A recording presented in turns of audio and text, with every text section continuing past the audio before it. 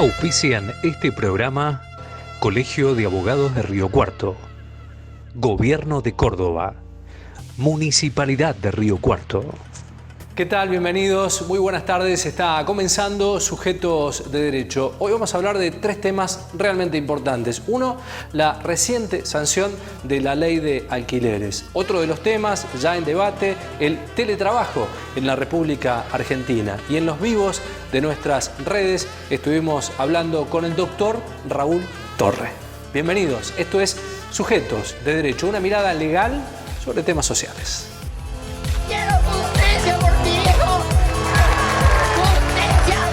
Salir a buscar un trabajo porque estamos en la calle. Este sería un claro caso de acoso cibernético. Autor penalmente responsable de los delitos de homicidio. Se va a votar en general.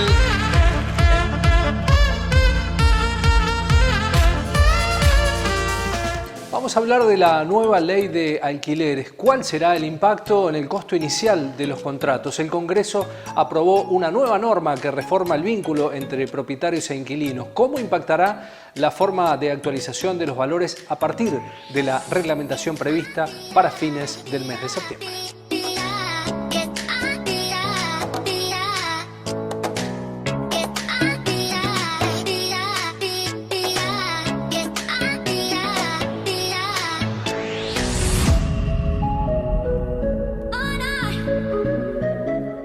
Bueno, la ley de alquileres es lo que regula todo lo referido a los alquileres, ya sea como fines de vivienda o con fines comerciales. Lo que hace la nueva ley es beneficiar a los inquilinos, ya que era muy perjudicial la ley anterior. Sí, es una ley que viene tratándose hace varios tiempos, se han presentado muchísimos proyectos, pero nunca se llevaba a cabo la aprobación de la ley, así que la verdad que es algo muy, por lo menos en mi opinión, muy beneficioso que se haya llevado a cabo. Bueno, una de las cosas que yo considero más importantes es con respecto, primero y principal, que se aumentó los años en los que vos podés alquilar a 3 años. Con respecto a los aumentos, últimamente los aumentos se hacían semestrales. Y eran, aparte la fórmula que se utilizaba para el alquiler, era la fórmula de el precio de mercado. Entonces era muy subjetivo. En cambio, hoy en día lo que se va a hacer, según la nueva ley, se va a 50% según los salarios de los trabajadores y 50% según la inflación de INDEC. Tiene sus beneficios y tiene sus contras. El beneficio es que es mucho más objetivo, entonces el cálculo va a ser sobre eso y no sobre el mercado de cuánto están los alquileres. ¿Cuál es lo perjudicial? Que es lo que se está viendo con la gente que quiere alquilar nuevamente. Que tanto los propietarios como las inmobiliarias van a subir los alquileres ahora. Si hagamos un alquiler te salía 15.000 pesos, lo van a poner a 20.000 para ellos poder tener realmente el aumento que ellos querían con la ley anterior. Entonces eso es perjudicial. Bien, la fórmula que se va a utilizar es como te comentaba recién. Anteriormente se calculaba con los precios de mercado, en cambio hoy en día los cálculos se van a hacer un 50% de los salarios de los trabajadores estables y un 50% con la inflación según el INDEC, igualmente que en lo de los trabajadores. Esa es la fórmula que se va a utilizar y el aumento va a ser al año, va a ser anual, no va a ser semestral como era anteriormente. Entonces no va a haber tantos aumentos, los alquileres, los precios de alquileres no van a ser tan altos como eran anteriormente. Había casos en que era anual, dependía mucho del propietario o como de la inmobiliaria, pero últimamente como hemos tenido mucha inflación en el país, casi todos eran semestralmente.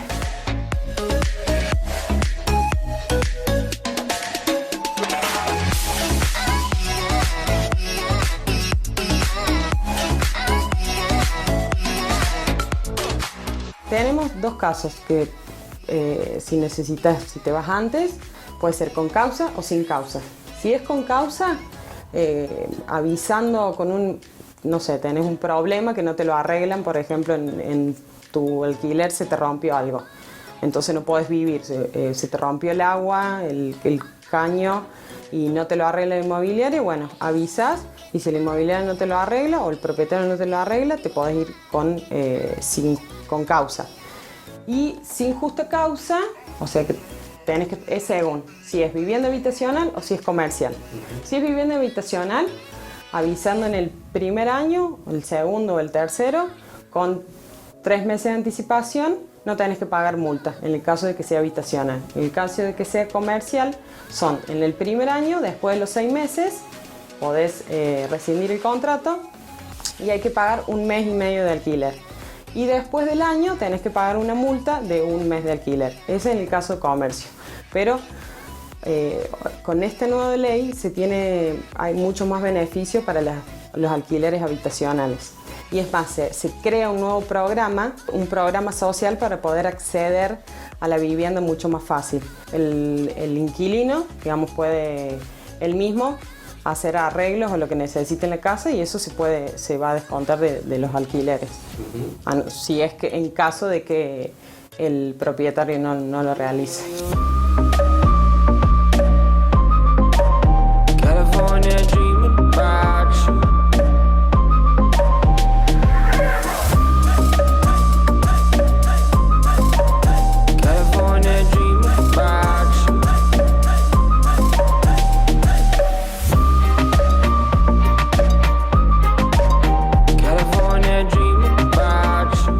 Había muchas cosas que estaban prohibidas y sin embargo se hacían y el inquilino tiene la necesidad de alquilar, lo necesita, entonces muchas veces en la negociación, si el propietario del inmobiliario no está de acuerdo y te dice que no y vos necesitas alquilar y vas a estar de acuerdo con las pautas que ellos te pongan. Pero lo que tiene que hoy en día, todo contrato de alquiler se tiene que registrar en AFIP. Entonces eso también es un beneficio. Primero y principal para los propietarios en cuanto al cobro de ganancias. Primero y principal en eso, en cuanto al cobro de impuestos. Y segundo que está mucho más, al estar registrado, está controlado. En cuanto al precio, en cuanto a los aumentos, entonces es mucho más fácil para reclamar el día de mañana. Que en cuanto al reclamo, otra de las cosas que cambió es que en el caso de tener algún conflicto se flexibilice en cuanto a lo económico, los arbitrajes, las mediaciones, porque cuando tenéis un problema, un conflicto en un caso de alquiler y tenías que llevar la mediación, eran muy caros los costos para el inquilino, muy caros los costos de la mediación, muy caros los costos de los juicios, entonces en ese sentido también con esta nueva ley lo que se va a hacer es flexibilizar. Con respecto a los alquileres de ahora, en caso de que haya vencimiento de contrato, hay que tener en cuenta el decreto 320 del 2020, que se realizó por esto de la pandemia, en la cual prorroga el plazo de los alquileres hasta el 30 de septiembre. Por lo tanto, si hoy en día se te vence el contrato ahora, se te vence el mes que viene, se puede prorrogar hasta el 30 de septiembre. Es por eso mismo que la vigencia de esta ley recién va a entrar en vigencia el 30 de septiembre, que es cuando, o sea, que si vos se te vence un contrato ahora y querés irte del lugar y tenés que realizar un nuevo contrato, va a ser con la ley anterior y no con la nueva ley. Tenés tiempo para prorrogar hasta el 30 de septiembre y con respecto a los aumentos de esa prórroga, en realidad hay aumento, no es que hasta el 30 de septiembre vos vas a seguir pagando lo mismo que estás pagando ahora. Lo que sí tiene que te dan en cuotas, pero el aumento existe, o sea, es retroactivo. Se ha creado con la nueva ley también un plan social para poder ingresar a una vivienda mucho más accesible. ¿Cuál es el problema también que hay con esta nueva ley? El miedo del propietario en no alquilar y querer vender también. No significa que no vaya a haber alquileres, pero bueno, hay quejas por parte de los propietarios con la nueva ley también. Una cosa importantísima que es muy beneficiosa para el inquilino, el tema de las expensas. Tenemos las expensas ordinarias y las expensas extraordinarias. Anteriormente el inquilino debía pagar las dos, las expensas ordinarias y las extraordinarias. Las expensas ordinarias son las habituales a todos los inquilinos. La limpieza, la luz, el gas, que son los servicios, no forman parte de la expensa. En cambio las extraordinarias, por ejemplo, que se rompa el tanque de agua. En ese caso lo tiene que pagar el dueño. Anteriormente, con la ley anterior, se rompía algo y lo tenía que pagar el inquilino. ¿Qué pasaba? Eran gastos muy grandes a veces. Cuando se rompe algo tan importante, un caño, que son habituales para todos los inquilinos, son gastos muy grandes. Entonces vos tenés por mes un monto que venís pensando que tenés que pagar eso, y lo mejor se rompe algo y te llega a lo mejor, no sé, 5.000 pesos de despensa y a veces la plata no la tenés porque uno cuenta con una plata por mes. Así que bueno, eso es una de las cosas beneficiosas también, sobre todo para los inquilinos. Con la ley anterior, los impuestos municipales y rentas siempre los tuvo que pagar el propietario, pero es algo que lamentablemente no se hacía. O sea, eso no es algo que ha cambiado, pero es algo que se va a controlar más. Pero es como hablábamos anteriormente, uno a la hora de alquilar, tenés una necesidad, necesitas tener un lugar para vivir, y bueno, y aceptas las condiciones de la persona que te alquila.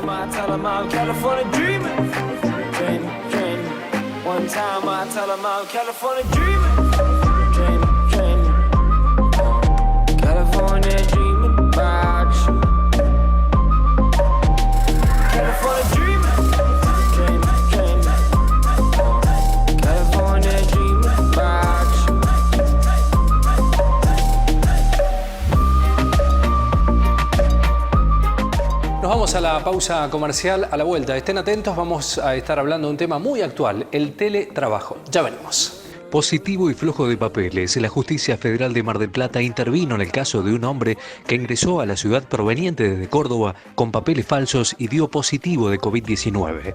El denunciado expresó que viajaba para cuidar a una persona mayor, pero en realidad iba a visitar a su novia, con la documentación y el auto de un amigo. La causa se inició luego del llamado telefónico por parte del personal de la Secretaría de Salud del municipio de General Pueyrredón.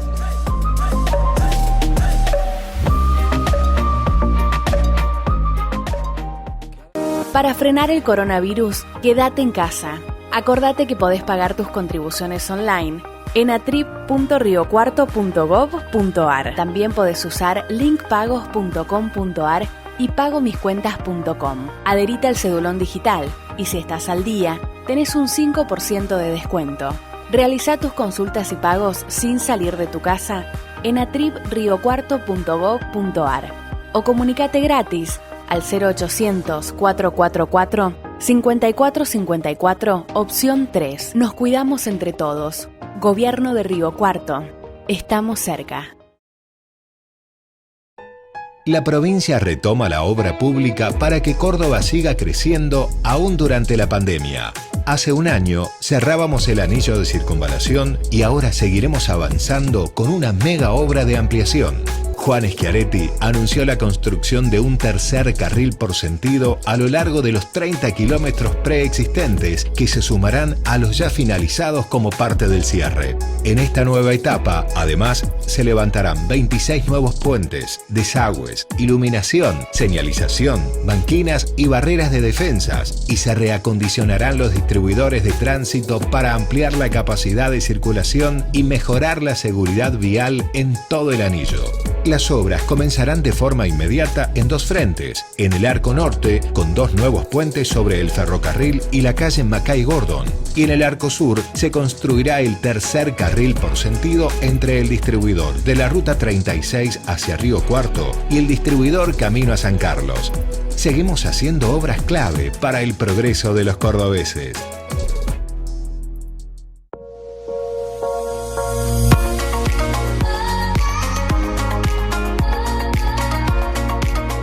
La actividad profesional en el teletrabajo implica el uso frecuente de métodos de información y el uso permanente de algún medio de telecomunicación para el contacto entre el teletrabajador y la empresa. Respecto a este tema, también esta semana avanzó en diputados la regulación del teletrabajo pese a objeciones de sectores empresariales y de la oposición. De este tema hablamos.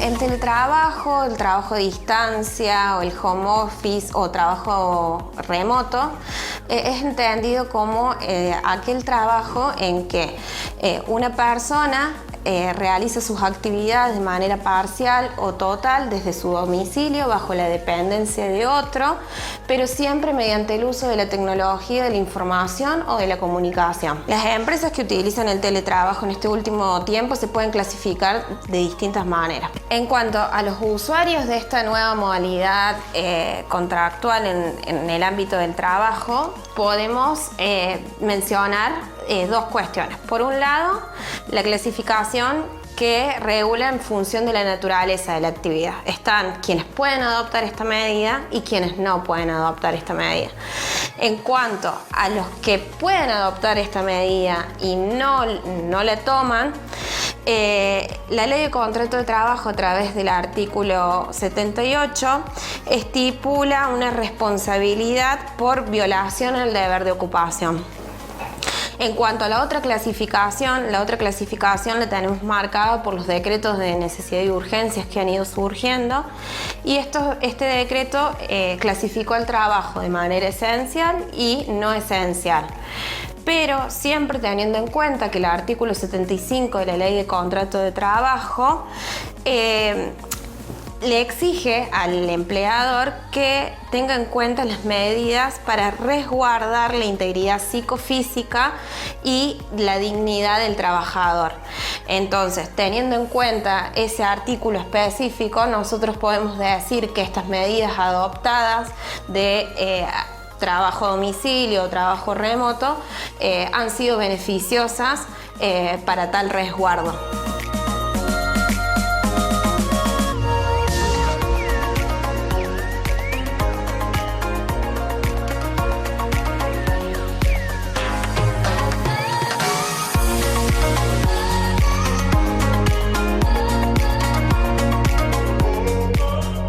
Actualmente no contamos con un instrumento jurídico que regule específicamente el contrato de trabajo, sino con un conjunto de leyes que engloban esta actividad.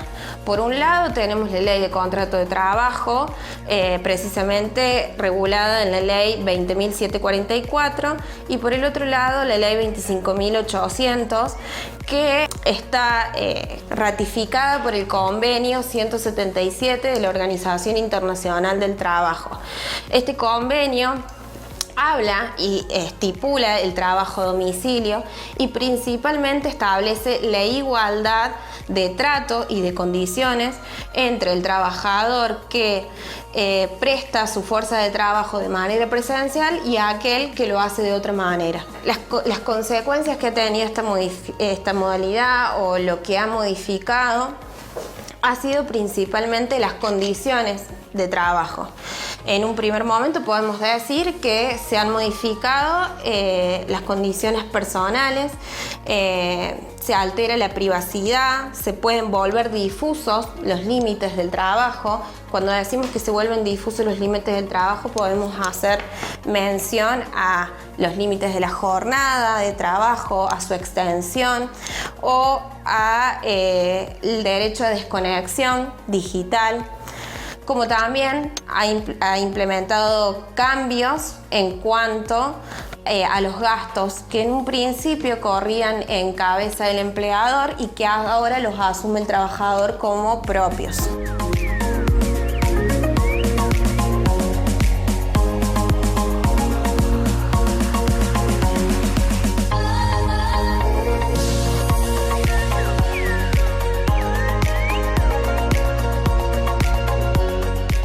Entonces, a modo de conclusión, podemos decir que el teletrabajo en algunos ámbitos ha sido beneficioso y en otros ha resultado como algo complicado adaptarse a este nuevo cambio.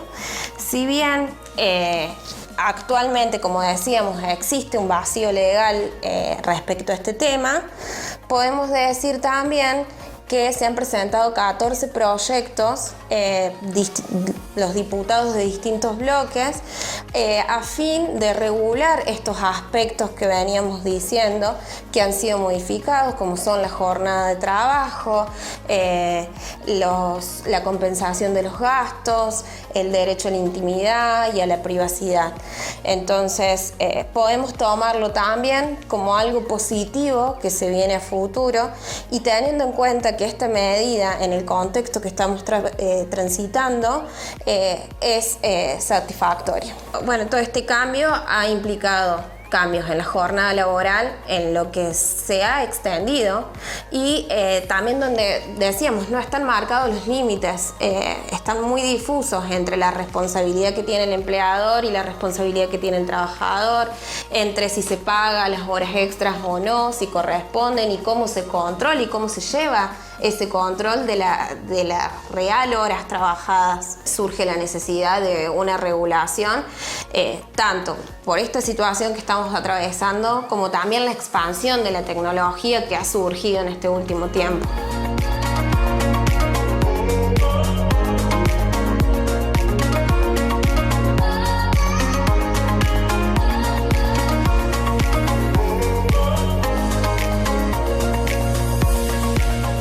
Nos vamos a la pausa comercial, a la vuelta en Los Vivos. Quédate porque se viene una entrevista realmente muy interesante con el doctor Raúl Torre. Aguinaldo en cuotas para los judiciales. La Corte Suprema se sumó a la medida del Gobierno Nacional y dispuso el desdoblamiento del aguinaldo en cuotas. Argumentó que el alto impacto de la pandemia también afectó al Poder Judicial de la Nación. La iniciativa había sido rechazada por la Unión de Empleados de la Justicia de la Nación.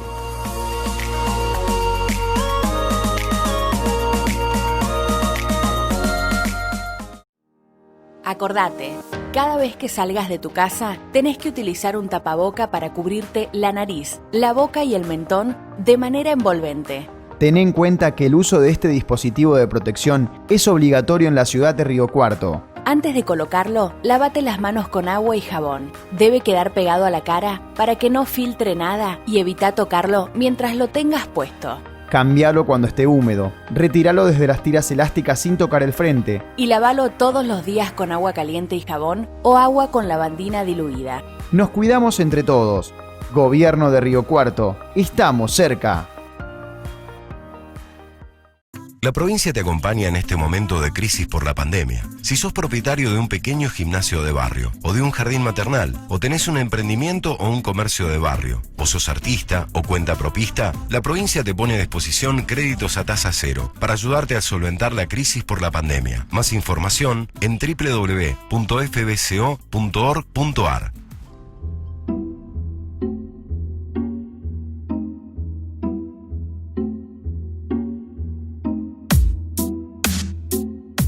En el marco de nuestras entrevistas en redes sociales hablamos con el reconocido investigador y criminalista, el doctor Raúl Torre, que intervino en varios de los crímenes más resonantes de los últimos 30 años en la República Argentina y uno de los mayores forenses y docentes en la materia en todo el país. Doctor, el título de la charla tiene que ver con un libro suyo que es Perfiles criminales. ¿Cómo se empieza a analizar y cuáles son los perfiles de un criminal en líneas generales como para empezar a identificarlo? Le respondo ya su cuestión. La técnica de perfilación criminal aparece allá por los años 70 en los Estados Unidos de América, ha ido perfeccionando a través de los años, pero ve la luz allá por los años 70, donde la unidad de ciencias de la conducta o ciencias del comportamiento de la escuela de policía o la escuela de cadetes del FBI en Quantico, Virginia, comienza a hacer un desarrollo en este sentido, entendiendo como de utilidad para la investigación criminal el análisis e interpretación de perfiles de criminales conocidos. A esto se lo llama en investigación criminal lo que son los perfiles inductivos. ¿Qué son los perfiles inductivos? El estudio de lo que son los delincuentes conocidos, aquellos individuos convictos, aquellos individuos que han sido condenados por una determinada modalidad criminal, son clasificados y estudiados para ver si estos perfiles pueden ser de utilidad para la investigación de hechos futuros. Hablemos de individuos condenados, con sentencia firme, cuando ya su autoría en el hecho no se mantiene ningún tipo de duda. A partir de ahí se genera lo que se llama el perfil deductivo. ¿Qué es el perfil deductivo? El análisis e interpretación de un hecho criminal para ver si a partir de ese análisis, de interpretación, de esa lectura, como lo queramos llamar, podemos encuadrar en algún perfil conocido. O sea, esto de los perfiles inductivos y deductivos es un tema de va y viene. Lo que de alguna manera hicieron los positivistas, y a ellos se lo debemos, Lombroso, aquí en la República Argentina, Ramos Mejía, José Ingenieros, etcétera, fue de alguna manera hacer el caldo de cultivo para el estudio de esos perfiles inductivos. Y es lo que nos permite trabajar e interpretar la escena del crimen y generar hipótesis útiles para los investigadores, ¿no? Así ¿se utiliza en todos los países? Se utiliza en muchísimos países. Hoy en día es una tendencia universal. Los países latinoamericanos, yo soy profesor en varias universidades latinoamericanas, lo utilizan o tienen la tendencia a hacerlo. Muchos llevan a cabo los procedimientos de indagación, matrices del FBI, pero ayornados a la idiosincrasia de cada país. No sirven los perfiles establecidos en los Estados Unidos de América, si bien fueron los que de alguna manera nutrieron nuestra formación académica, sino que deben ser ayornados a lo que es nuestra idiosincrasia, nuestro delincuente, nuestra sociedad de alguna manera. Voy a dar un ejemplo. En los criminales de comportamiento sistemático es habitual en los Estados Unidos de América o en los países anglosajones que tengan una importante carga religiosa, por ejemplo. No digo todos los casos, pero es habitual. En muchos casos esto se ve. Y sin embargo, esto no se percibe en la República Argentina. Hemos tenido algún caso de una exacerbación religiosa, de seguir a San la Muerte, etcétera, etcétera, en algún criminal de comportamiento sistemático, pero no es la norma. En general, nuestros criminales de comportamiento sistemático han obedecido más a características de tipo de delitos contra la integridad sexual o delitos contra la propiedad, ¿verdad? ¿Cuál es el fin del proceso de investigación criminal? El fin es la verdad.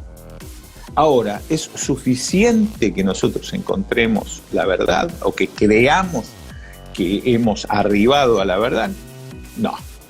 Este camino, la búsqueda de la verdad, necesariamente tiene que estar abonado por medios de prueba. Entre los medios de prueba que a nosotros nos permiten arribar a la verdad, se puede incluir lo que se llama la perfilación criminal.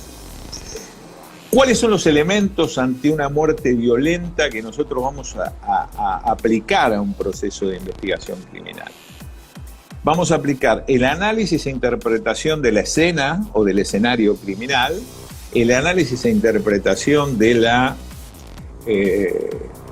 el aspecto social que tenga que ver con el hecho, y luego vamos a ver lo que nos indique la necropsia médico-legal. O sea que aquí vamos a encontrar las tres patas de la investigación criminal: la criminalística, la criminología y la medicina legal. Las tres van a confluir en el proceso de investigación criminal y de las tres nos vamos a nutrir para el proceso de perfilación criminal.